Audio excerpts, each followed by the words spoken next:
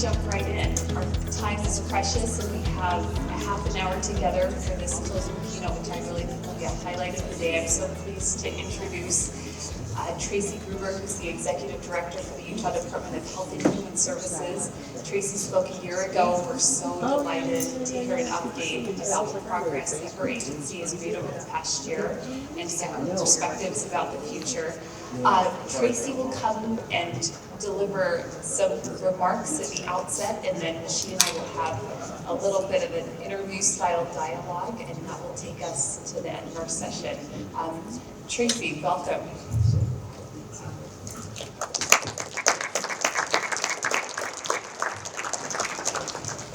Well, this is not, yeah, it is. Can everybody hear me? Somebody said just a few minutes ago, a friend, I should say, it's been a long day, so don't be boring.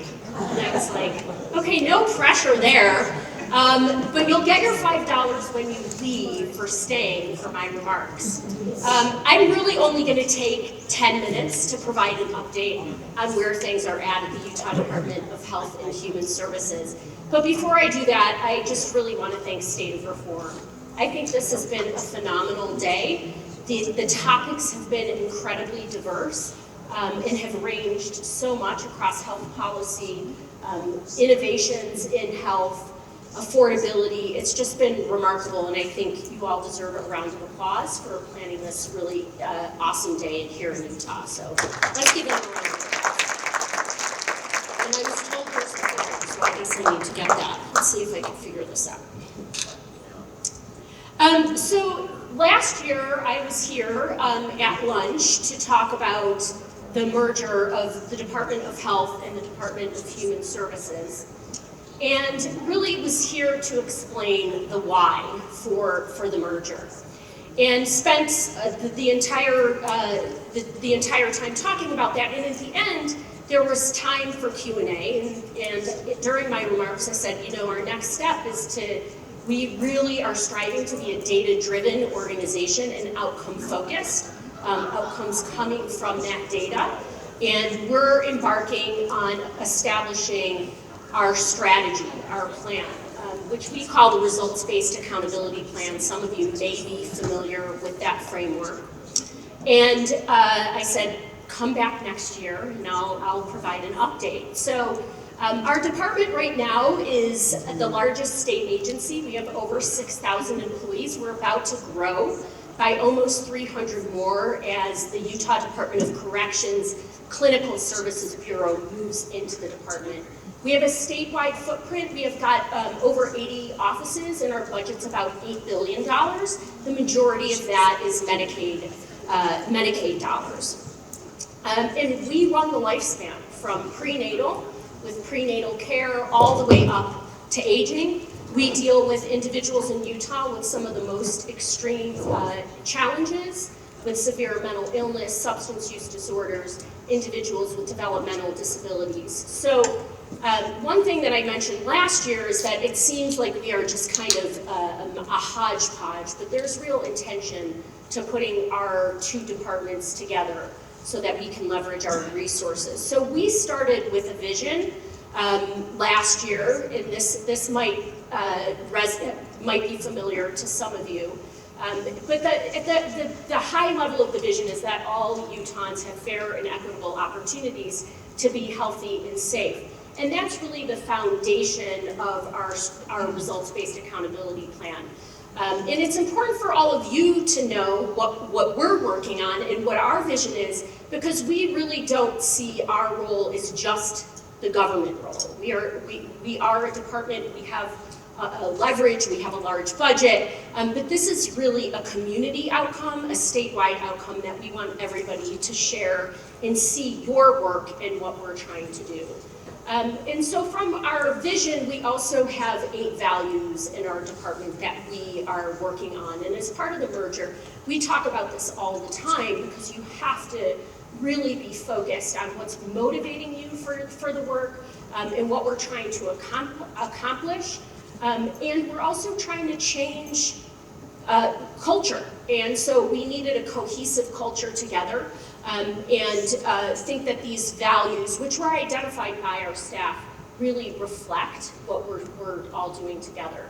So in November, after 14 months, I would say, of work, we released our results-based accountability plan. And I apologize, I'm gonna look over there because my screen doesn't have the PowerPoint, so apologize for turning my head. So on our website, you will see what we call our results-based accountability plan. And what is RBA? Thank you very much. It is a disciplined way of thinking about complex problems to ensure that processes, products, and services contribute to the achievement, blah, blah, blah. Really what RBA is you start with the result you're trying to achieve. Our result is all Utahns have fair and equitable opportunities to be healthy and safe, to live healthy and safe lives. And then you go backwards from that result. Well, if that's what we want to achieve, how do we get there? And that's what RBA is. So it's what we want and how we're gonna get there. And through our work, both at the community level, we did bring in community partners to share this with us and with our staff. We've come up with 5 primary strategies. And because we're a data-driven organization, our strategies all have performance metrics that we are tracking to make sure that we are realizing the objectives of the strategies. And I should say, just going back, the All Utahns Have Fair and Equitable Opportunities to Be Healthy and Safe also has what we would call population level metrics, some metrics that we're tracking at the population level. For example, how many health indicators do we look at have health disparities? That gets to this issue of equity. So on our plan, when you go look at it, because I'm not going to go through all of it, you can see our measures, and at the end I'll talk about how we're keeping track of our data that is going to be visible to the public. So strategy 1 is that we want to ensure that their quality care services and programs are accessible where and when they're needed. So our metrics have to deal with accessibility, affordability, access to health insurance. Strategy 2 is foster safe and supportive environments. I mentioned that we are also the child welfare system, we have juvenile justice, we deal with domestic violence. So we want the individuals in Utah and those we serve in our role to foster these safe and supportive environments. And you can see the metrics that we're tracking on that strategy. Strategy 3 is about improving health outcomes, both physical and mental. We're very focused on integration of behavioral and physical health, and these are the metrics of health outcomes that we will be tracking. Strategy 4 is to create a high quality, effective and efficient department. It's not enough to be high quality if you're not effective. What's the point? So we want to be high quality, effective, and efficient. And we have 3 metrics that we will be tracking in that strategy. And then strategy 5, building public trust in our department. We saw during the pandemic that you have to have public trust in order to address public health care needs, public health needs. And when that trust, which was there at the beginning, but through all sorts of challenges that we all know by now, that trust was eroded. So on the public health side, we need that trust because we're going into restaurants and inspecting, and we have pandemics, and we have issues that require trust in us in order to protect all of our health. But then we also are doing exercising some of government's most extreme powers, like removing a child from a home. And so if you don't have that public trust, you can't fulfill your obligations to the citizens of Utah. So those are the metrics that we're using. These are the priorities that we are talking about focusing on in 2024, and we might have a chance to talk more about those when I sit down to have a conversation. But because we're a data-driven organization and we want you all to know what's going on, and we want you to participate in our vision that all Utahns have fair and equitable opportunities to live healthy and safe lives, because I think we all agree that that is an important goal for the state, we want you to be able to see our measures. So we use a tool called the Clear Impact Scorecard, where all of our measures will be tracked. This is just one of them. It has a baseline measure of 10%, and this is the rates of abuse and neglect for children. And the website will have all of our metrics on it. We're still building those out, so it's not posted yet. And you can see that for every result, this one is the primary result. We have all of our indicators that we're tracking, and every year we'll be updating those. And you can see where we're trending on each of those. On our website, you will actually be able to blow out each of those indicators and see this type of graph. So that's really what I wanted to share. I hope that you will take the time to look at our RBA plan as a department. Think about what you can do to help us collectively as a state ensure that all Utahns have fair and equitable opportunities to be healthy and safe. And we view, as I said before, our role is just part of a broader system that we all participate in. We value all of our partnerships with you and look forward to continuing to go on this journey as we ongoing building out the Department of Health and Human Services. So that concludes my formal remarks.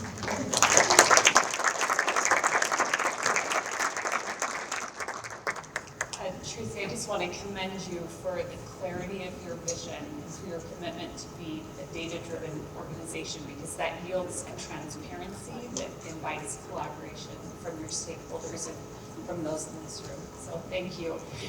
So to jump into some questions, you alluded to this. You have nearly 6,000 employees in your agency, a $8 million budget. It's the largest agency in the state. What's top of mind for you, or arguably what keeps you up at night? Well, a lot. The employees keep me up at night, literally. We have many 24-hour operations throughout the state, but they also keep me up figuratively. We, as a department, view one of our core principles is that our employees are our most important stakeholder. We can't serve the public well when our employees aren't well. And so thinking about them and how they're facing the challenges, they all, in both agencies pre-merger, were very involved in COVID. They came in from COVID while COVID was still going on, having to deal with this merger. I think we all are hearing a lot generally about burnout. So they're experiencing those stressors, like I think all public employees are, in particularly public health employees. So they keep me up. I think we heard today, there were a couple panels on behavioral health. The challenges with behaviorally complex youth, I think, is keeping our entire department up. In fact, one of our deputy directors had to leave early because we have a very complex case, and that's not unusual. It's not like we have one in a sea of thousands. We have dozens of really complex cases, and that keeps me up at night. And then, of course, just change management. The culture change, the merging of two departments, making sure we all feel cohesive together as a family, as a team, and how do you bring that together? And that's an ongoing. That doesn't happen because July 1st, 2022 came along. We're still working on that, and I think about that a lot. Tracy, thank you.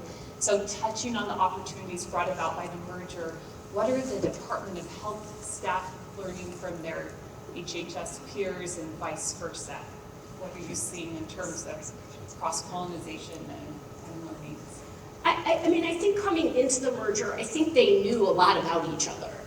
There was already a lot of coordination, collaboration. So I think at the basic level, there was a foundational understanding. In fact, some of our programs were really integrated. Our individuals with disabilities at Human Services was very integrated with the Medicaid program at the Department of Health. But I think that there still was this idea of, like, what are we all doing together? Like, what's the point of all of this? So I think one thing that they're learning, I would say, is that the Human Services side, which is very individually focused, is learning more about what happens in our communities and at the prevention end of public health, and how that impacts the individuals that we serve in human services. And if that goes wrong, either at the family level, at the community level, economically, there was a panel on social determinants of health. We see those families and we see those kids. So I think that there's a view on both sides of the relationship and why it's so important that we're working together, leveraging all of our resources, both human resources, financial resources, programmatic, to be able to bring both of those pieces together. I can think of one example in the state, the diabetes prevention program that's covered and representing kind of the synergy of those two sides of the house. And I'm sure you all can cover many others. So when we gather here a year from now, you were with us a year ago, we'd love to have you back a year from now. What would you like to be able to tell this audience about progress you've made since April of 2023? Well, I should go back to my slide, but I'm going to look at my phone because I wrote it down, because we are focusing on key priorities. I mentioned employee wellness. This is magical. I mean, I just say something and they listen from above. Keep going forward as long as you're doing me the favor. Keep going. I'll tell you when to stop. And you're kind of getting a preview. That was it. Yeah, there you go. That we haven't yet settled on, but I think that we are still working on our what we call day 2 consolidation activities. We still are becoming DHHS. We're legally DHHS. Our finances are merged, but as I mentioned, culture takes a little bit longer. But one thing that we're really working on is our division of customer experience. We want to be a customer-focused, a human-centered agency. Government doesn't do that well, and that's no knock on our department or any other department. But we get lost sometimes in all the regulation and all the rules and all the funding, and we forget who we're serving. So we have a division of customer experience. So I would like to be able to say, we've got that off the ground, it's rolling, it is rolling now, but continue to build that out. I want to be able to say, the state of DHHS employees is good. They're doing well, the turnover and the retention is high, and we haven't lost a lot of staff, and we're being fully staffed. I want to be able to say we're all good on taking on the responsibility of the Clinical Services Bureau at the Department of Corrections, which is a big heavy lift for us. So if you could go to the next slide too, please. Oh, it's not all on there. Now I will look at my list. We of course want to be meeting the governor's priorities, 2 of which you heard about today, the One Utah Health Collaborative and the One Utah Home, the Utah Home Initiative, which was the 2.0 version of the governor's roadmap. And I mentioned the behaviorally complex youth. That's one of many comprehensive systems that we're trying to build and work on. We're currently working on it, and I would like to be able to come back next year and say we've made a lot of good progress. And we want this clear impact scorecard to be completely built and make sure that we are being disciplined in our use of data, and we know where we're at. Tremendous. Well, Tracy, I think you're well on your way, and you've given us our set of questions for next year, and so we'll look forward to hearing about your success. Tracy, you mentioned culture and creating a culture within DHHS, and I think we all know that that stems from leadership, and we're so grateful for your impact on that culture that we'll develop. So thank you so much, and we'll talk in a year. Thank you.